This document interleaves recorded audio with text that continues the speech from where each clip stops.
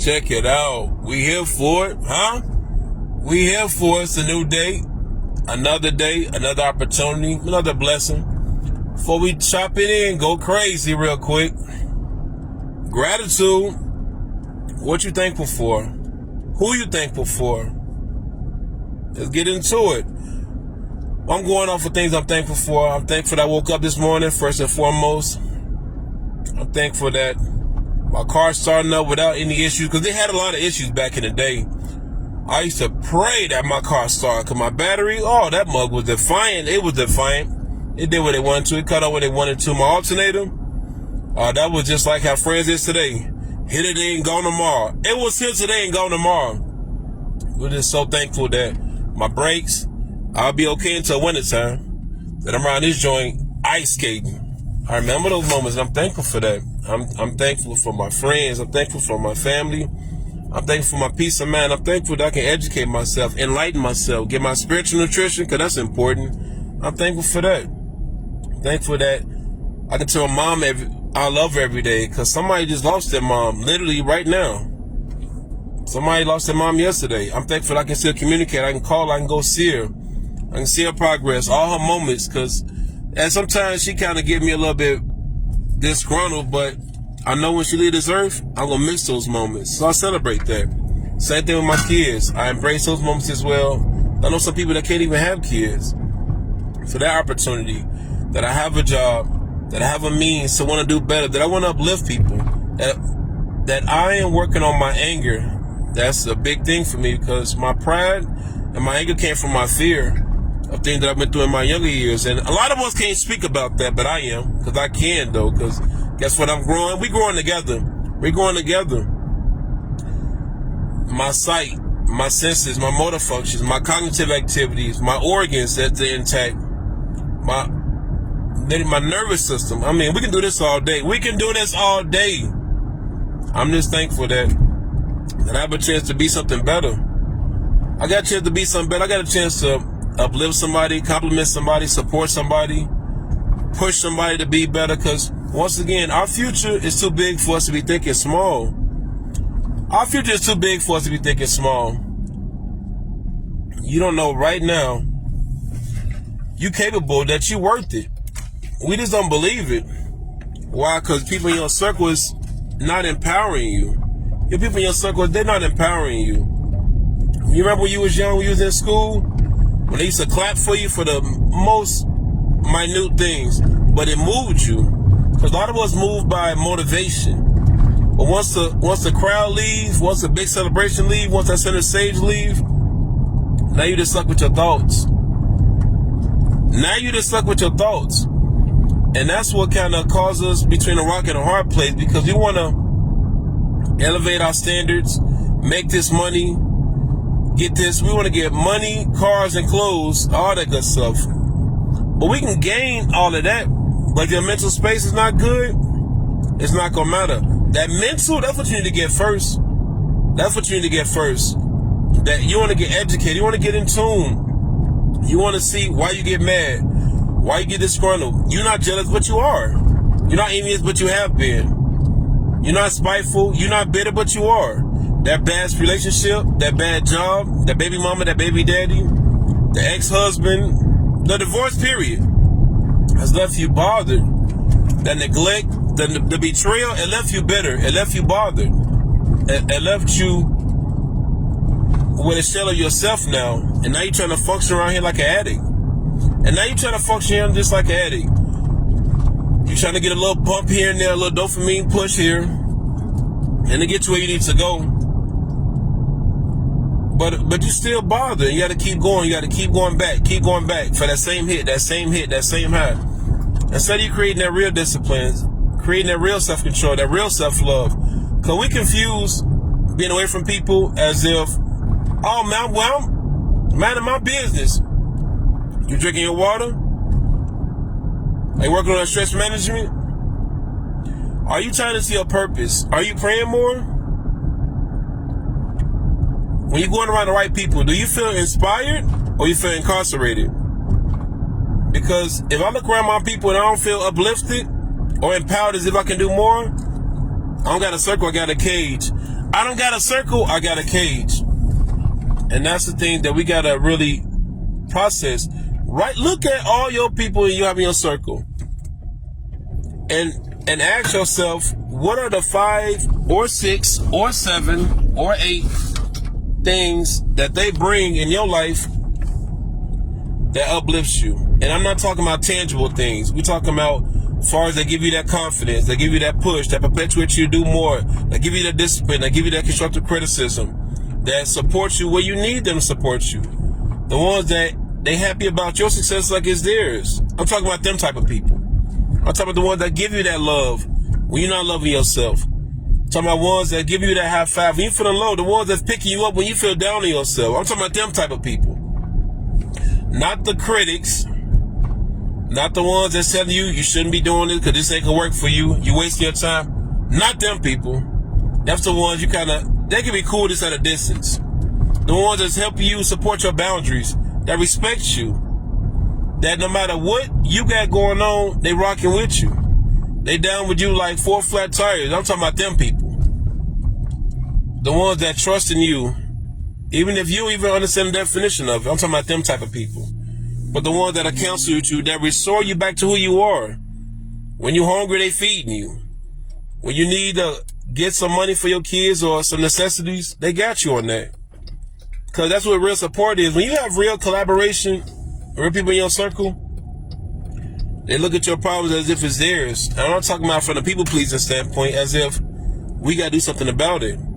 If it's 6 people in my circle, well, 7, I like the number 7, and we all got on nice shoes, and one of our associates lost their job and he got on bad shoes, guess what's going to happen? Guess what's going to happen? We all going to put up some money and make sure you got some shoes. You don't got to be over the top of this. It's where you be presentable. Why?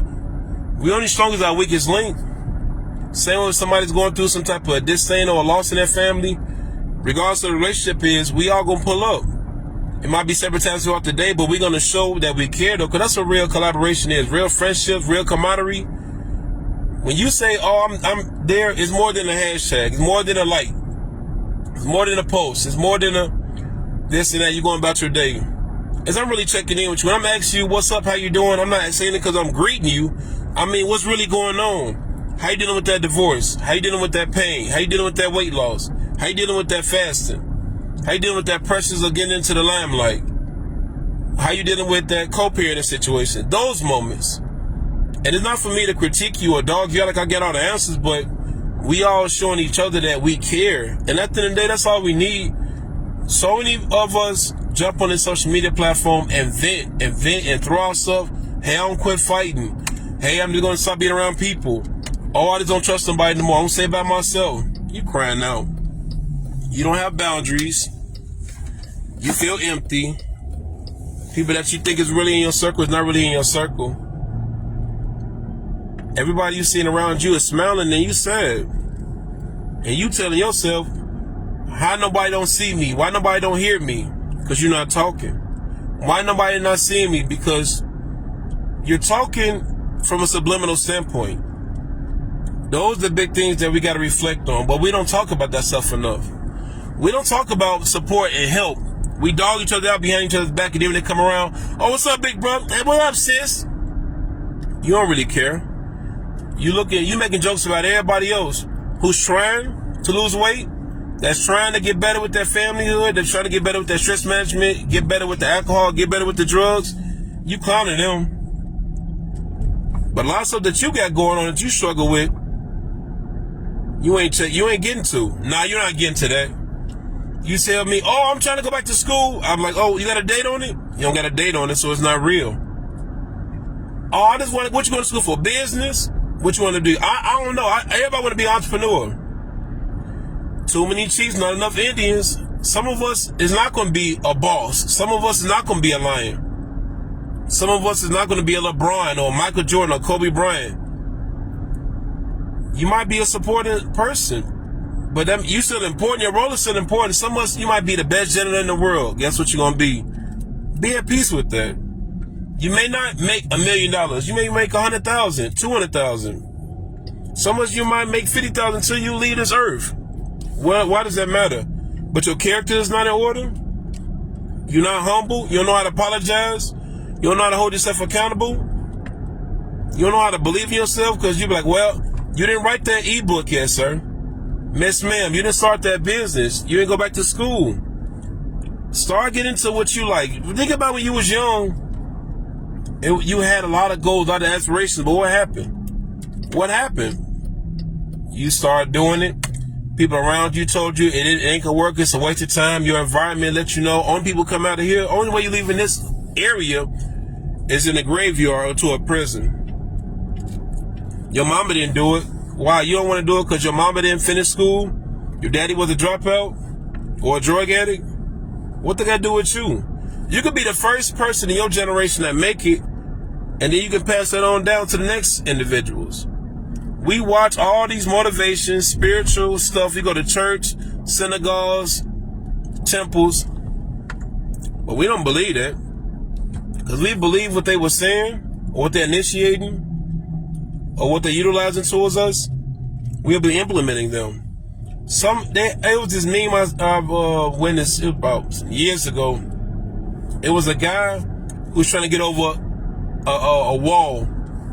And he had a whole bunch of ladders that was laid horizontally, as in it was laying down. And the meme said, if he understood what it was actually used for.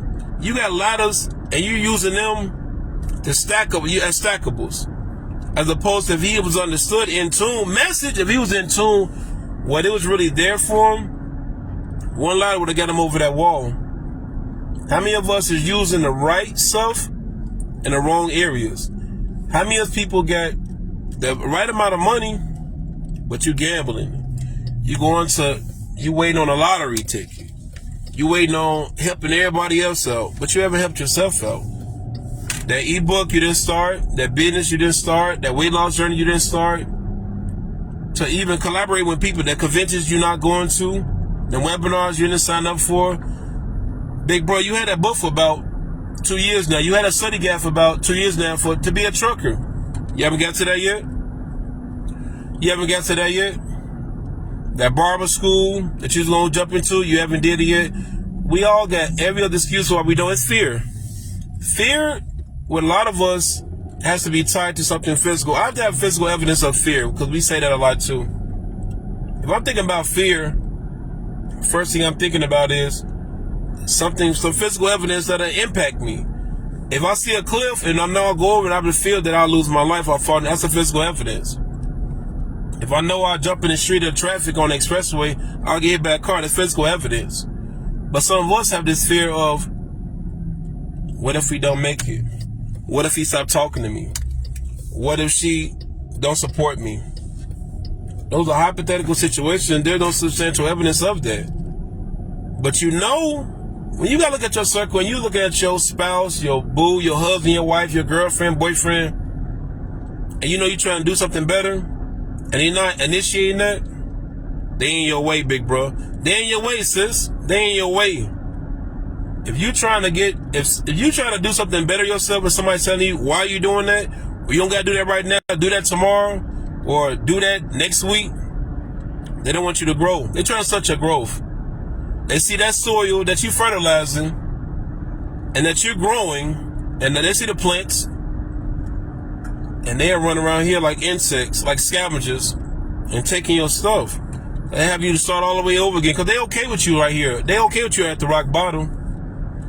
Some of us, we come into this world looking like our moms, looking like our dads, but we end up leaving this earth looking like our decisions. Message, we end up looking like our decisions. Everything around you right now has came from your decisions. You think too small. You scared to leave that friend because you know them for years. You scared to stop talking to your brothers because that's all you knew growing up. You scared to leave that job because you don't know who else gonna hire you. You think you're the only person in the world that hesitates in life? You gotta learn to move. No matter what the weather is, you still take that kid to school. No matter what the weather is, you still go to work. No matter what the weather is, you still get up and get things done. Why you can't start doing that with yourself? We dream big. We dream big, but when it's time to put that footwork in, or you find the people that's in your circle that's holding you accountable, and they telling you, hey, we finna go ahead and do that. That's all. Now we got the stuttering. Now we got a speech impediment. Now we bringing up all these things that are abstract. You can't see them. You can't touch it. There's no concrete evidence of it. Man, what if I fail? But what if you don't?